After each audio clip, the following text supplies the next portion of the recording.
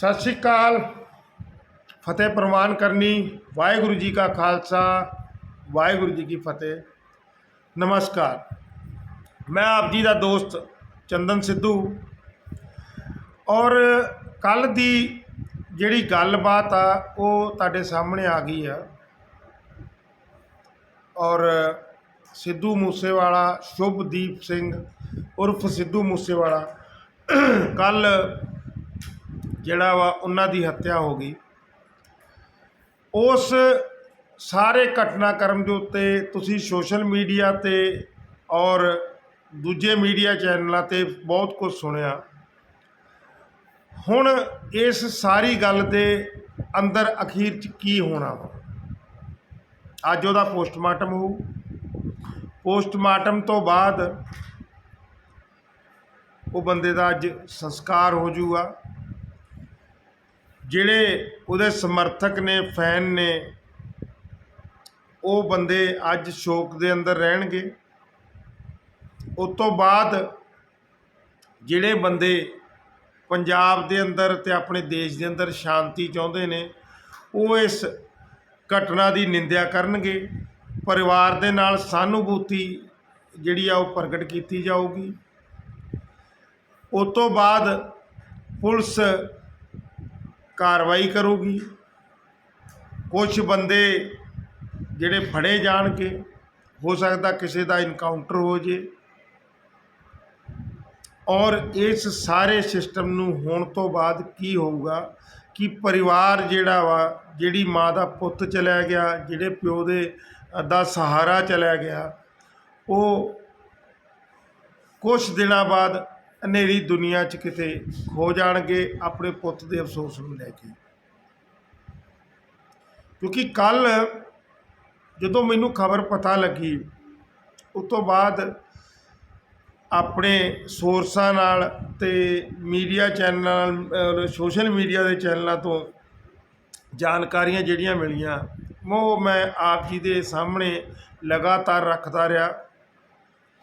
वजह निकल के की आई कि दो कतल लॉरेंस बिश्नोई ग्रुप के जिहड़े होए सी ਉਹਦੇ अंदर सिद्धू मूसेवाला या ਉਹਦੇ ਜਿਹੜੇ साथी ਸੀਗੇ ਉਹ ਇਨਵੋਲਵ ਸੀ, जो कि गोल्डी बराड़ ਦੇ ਅਨੁਸਾਰ ਦੱਸਿਆ ਗਿਆ। ਲੱਕੀ ਨਾਂ ਵੀ शायद गोल्डी बराड़ ਦਾ ਹੈਗਾ ਵਾ।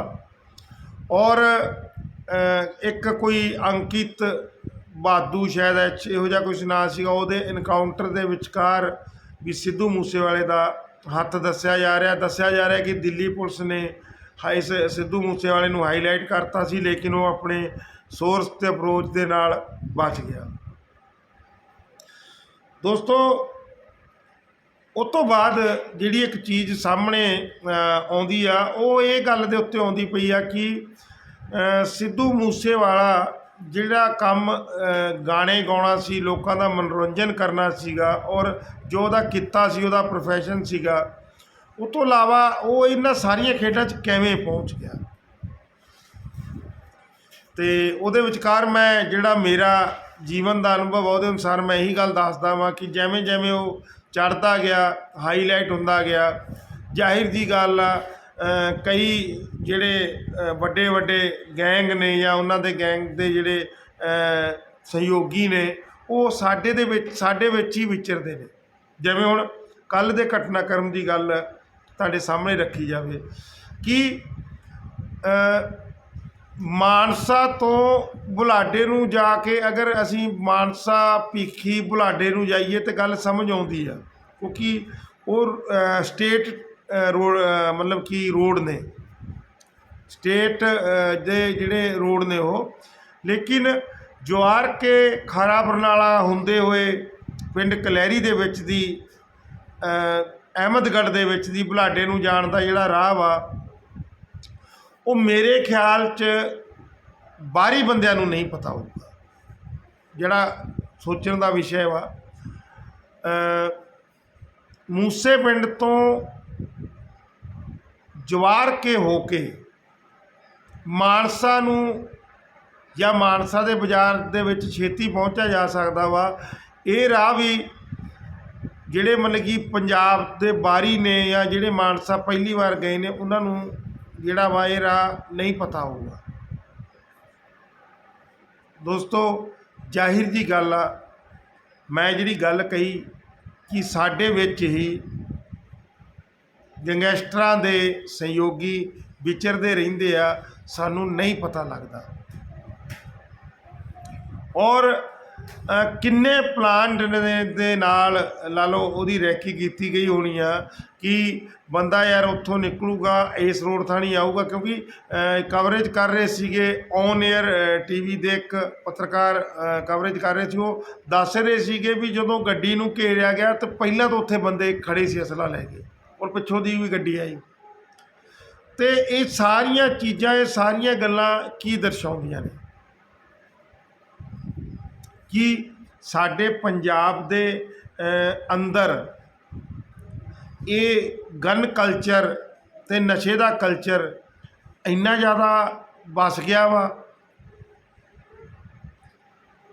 ਕਿ ਅਸੀਂ ਮਤਲਬ ਕਿ ਸਾਡੇ ਵਿੱਚੋਂ ਹੀ ਕੌਣ ਬੰਦਾ ਕਿਸੇ ਗਰੁੱਪ ਦਾ ਸਾਥੀ ਨਿਕਲ ਆਵੇ ਕਿ ਸਾਨੂੰ ਹੀ ਨਹੀਂ ਪਤਾ ਲੱਗਦਾ।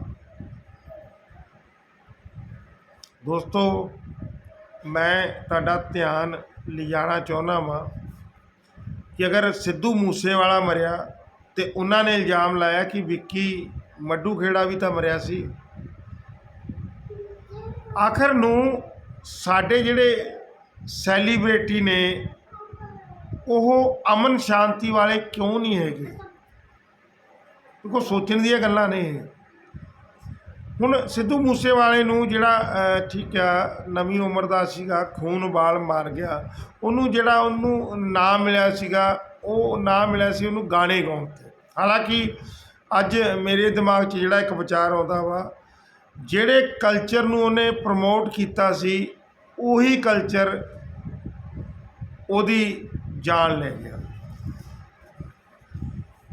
2017 ਦੇ ਟਾਈਮਾਂ ਦੇ ਵਿਚਕਾਰ ਸਿੱਧੂ ਮੂਸੇਵਾਲਾ ਦਾ ਜਿਹੜਾ ਨਾਮ ਹਾਈਲਾਈਟ ਹੋਣਾ ਸ਼ੁਰੂ ਹੋਇਆ ਸੀ, ਸਿੱਧੂ ਮੂਸੇਵਾਲਾ ਇੱਕਦਮ ਛਾਉਣਾ ਸ਼ੁਰੂ ਹੋਇਆ ਸੀ। ਔਰ 2022 ਮਤਲਬ ਕਿ ਮਾਤਰ 5 ਸਾਲਾਂ ਦੇ ਅੰਦਰ ਸਿੱਧੂ ਮੂਸੇਵਾਲੇ ਦੀ ਹੱਤਿਆ ਹੋ ਗਈ, ਉਹਨਾਂ ਦਾ ਕਤਲ ਹੋ ਗਿਆ।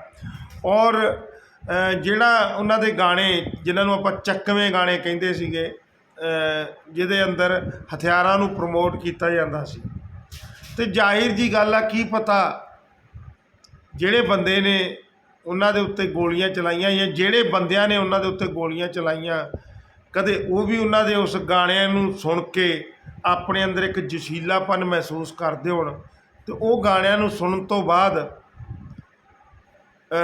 ਜਿਹੜਾ ਵਾ ਇੱਕ ਉਹ ਕਹਿੰਦੇ ਨਾ ਨਵੀਂ ਉਮਰ ਦੇ ਮੁੰਡਿਆਂ ਦੇ ਅੰਦਰ ਇੱਕ ਮਤਲਬ ਕਿ ਇੱਕ ਸੁਪਨੇ ਜਿਹੇ ਚੱਲਦੇ ਨੇ, ਉਹ ਆਪਣੇ ਆਪ ਨੂੰ ਇੱਕ ਗੈਂਗਸਟਰ ਟਾਈਪ ਦੇ ਅੰਦਰ ਮਹਿਸੂਸ ਕਰਦੇ ਹੋਣ, ਅਤੇ ਅਖੀਰ ਦੇ ਅੰਦਰ ਉਹਨਾਂ ਨੇ ਉਹੀ ਰਾਹ ਅਖਤਿਆਰ ਕਰ ਲਿਆ। ਹਾਲਾਂਕਿ ਜਿਹੜੇ ਬੰਦੇ ਰੋਜ਼ਮर्रा ਦੀ ਜ਼ਿੰਦਗੀ ਜੀਂਦੇ ਨੇ, ਰੋਜੀ ਰੋਟੀ ਕਮਾਉਂਦੇ ਨੇ ਔਰ ਇਹੋ ਜਿਹੇ ਗਾਣਿਆਂ ਨਾਲ ਮਨੋਰੰਜਨ ਕਰਦੇ ਨੇ, ਉਹ ਮੇਰੀ ਇਸ ਗੱਲ ਨੂੰ ਨਕਾਰ ਵੀ ਸਕਦੇ ਨੇ।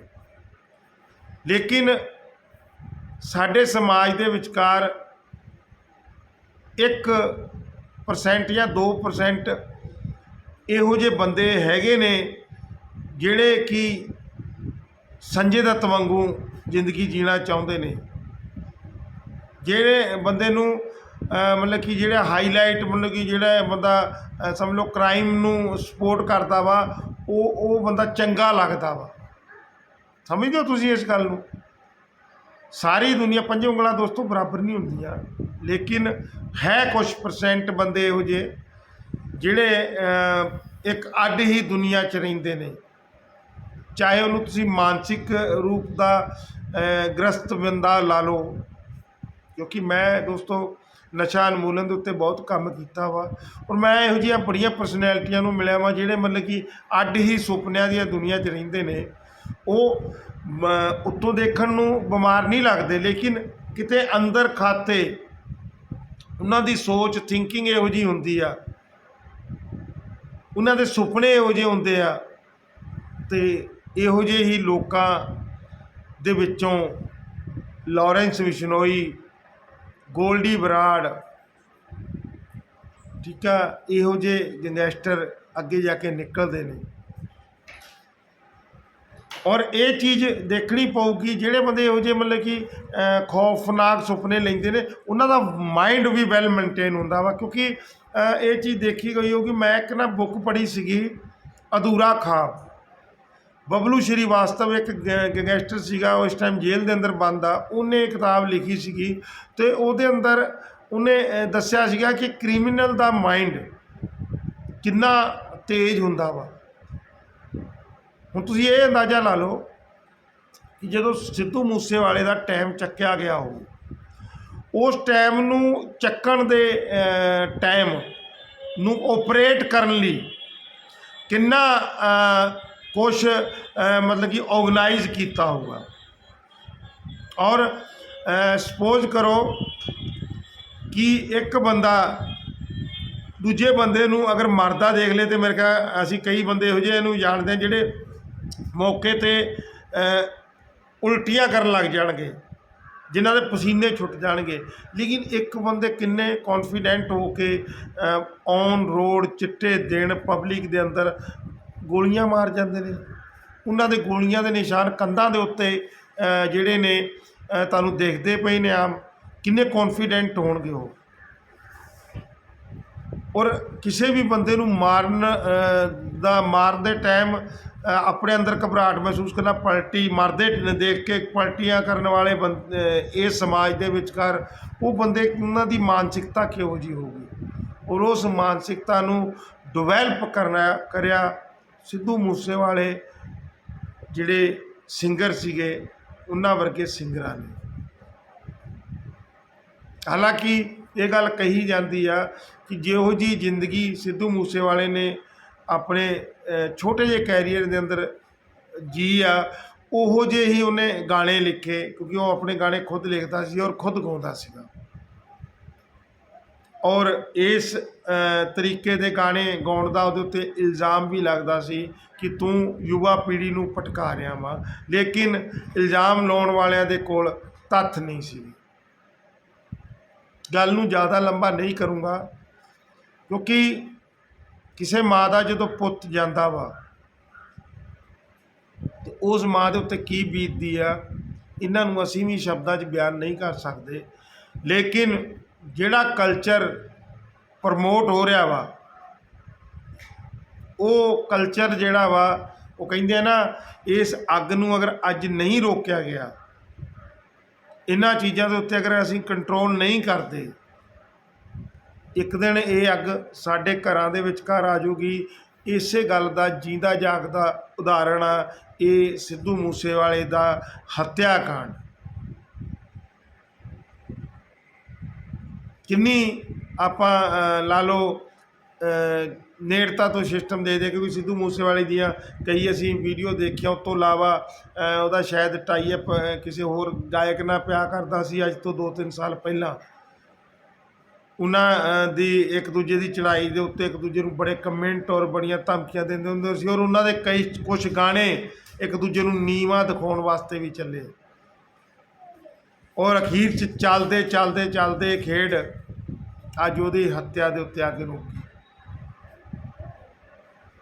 ਔਰ ਮੈਂ ਉਸ ਕਲਾਕਾਰ ਦੇ ਉੱਤੇ ਇਲਜ਼ਾਮ ਨਹੀਂ ਲਾ ਰਿਹਾ, ਮੈਂ ਸਿਰਫ ਇੱਥੇ ਇਹ ਗੱਲ ਕਹਿਣਾ ਚਾਹ ਰਿਹਾ ਵਾਂ ਕਿ ਜਦੋਂ ਅਸੀਂ ਇਸ ਸਮਾਜ ਦੇ ਅੰਦਰ ਵਿਚਰਦੇ ਹਾਂ ਅਤੇ ਸਾਡਾ ਹੰਕਾਰ ਔਰ ਦੂਜੇ ਬੰਦੇ ਦਾ ਹੰਕਾਰ ਆਪਸ 'ਚ ਟਕਰਾਉਂਦੇ ਆ, ਉਦੋਂ ਅਸੀਂ ਇਹਨਾਂ ਜਿਹੜੇ ਗੈਂਗਸਟਰਾਂ ਦਾ ਸਾਥ ਲੈਂਦੇ ਹਾਂ। ਔਰ ਜਦੋਂ ਇਹਨਾਂ ਦਾ ਅਸੀਂ ਸਾਥ ਲੈਂਦੇ ਹਾਂ ਅਤੇ ਸਾਥ ਲੈਂਦੇ ਅਖੀਰ ਦੇ ਅੰਦਰ ਉਹ ਸਾਥ ਸਾਨੂੰ ਹੀ ਖਾ ਜਾਂਦਾ ਵਾ।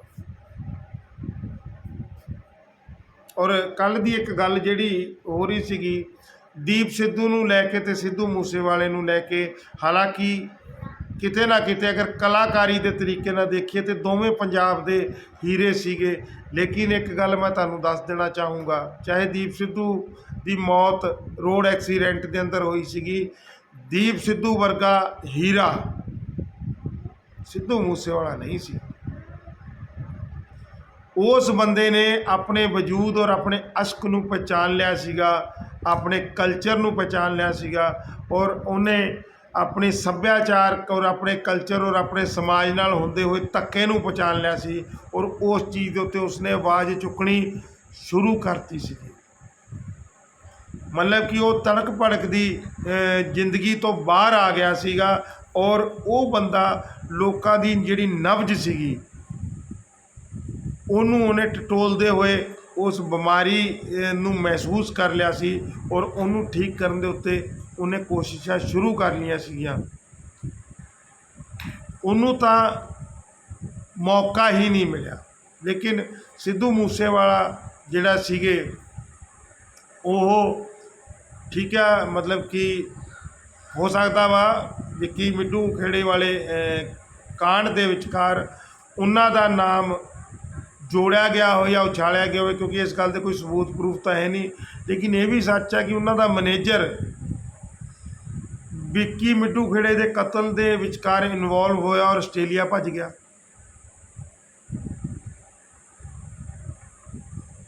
पर दोस्तों हुण गल्लां आपां जिन्नियां मर्जी कर लीए, एक माँ की कुख उजड़ गई। अगले महीने इहदा विआह दस्सिया जा रहा सी पिंड मूसे के अंदर। हालांकि मेरे इहदे नाल मुलाकात नहीं हुई, पर एक दिन इहदे घरे जाना भी होया सी पिछले 1.5-2 महीने पहला। बहुत वधिया इन्हें एक हवेली बनाई सीगी और अखीर के अंदर की होया तुहाडे सामने आ। अफसोस तो हैगा वा कि एक बहुत ही मतलब कि क्योंकि वक्त के नाम नाल बंदा अपने सिस्टम नूं बदलदा। जिवें बब्बू मान ने अपने कैरीयर नूं अपने टाइम नूं देखते हुए अलग अलग तरीके नाल प्रमोट किया। हले पता नहीं सिद्धू मूसेवाले तो आपां नूं किहड़े गाने सुनने नूं मिलने सीगे। 2 फिल्मां दे अंदर हीरो भी आया बंदा ये, और हुण इहदे पोस्टमार्टम दी और इहदा जिहड़ा संस्कार होना वा उस दौरान की घटनाक्रम घटित हुंदे ने, पुलिस किस तरीके का कार्रवाई करती है, सारिया चीज़ों के उत्ते निगाह भी रहूगी। तुहाडे सामने सारिया चीज़ां आपां लैके भी आवांगे। लेकिन गलत कल्चर दे विचकार भटकिया साडा अज दा नौजवान हालातां दे विचकार गुजरदा होया किहड़े हालातां च जा रहा वा। सरकारां ने उन्हां दे प्रति जिम्मेवारियां नहीं निभाईयां और साडा नौजवान किहड़े वल नूं तुर पिया वा। उहदा एक जिंदा जागदा उदाहरण आ सिद्धू मूसेवाले की जिंदगी ते उहदा हत्याकांड। इत्थे अपनी गल नूं खत्म करते हुए आप जी के सामने जिहड़ा वा बेनती करदा वां और परमात्मा दे अगे अरदास करदा वां कि उहदी आत्मा नूं शांति देई, अपने चरनां दे विचकार ਉਹਨੂੰ ਜਿਹੜਾ ਵਾ ਸਥਾਨ ਦੇਈ ਪ੍ਰਮਾਤਮਾ। ਫਤਿਹ ਪ੍ਰਵਾਨ ਕਰਨੀ। ਵਾਹਿਗੁਰੂ ਜੀ ਕਾ ਖਾਲਸਾ, ਵਾਹਿਗੁਰੂ ਜੀ ਕੀ ਫਤਿਹ। ਜੈ ਹਿੰਦ ਦੋਸਤੋ, ਜੈ ਜਵਾਨ ਜੈ ਕਿਸਾਨ। ਧੰਨਵਾਦ।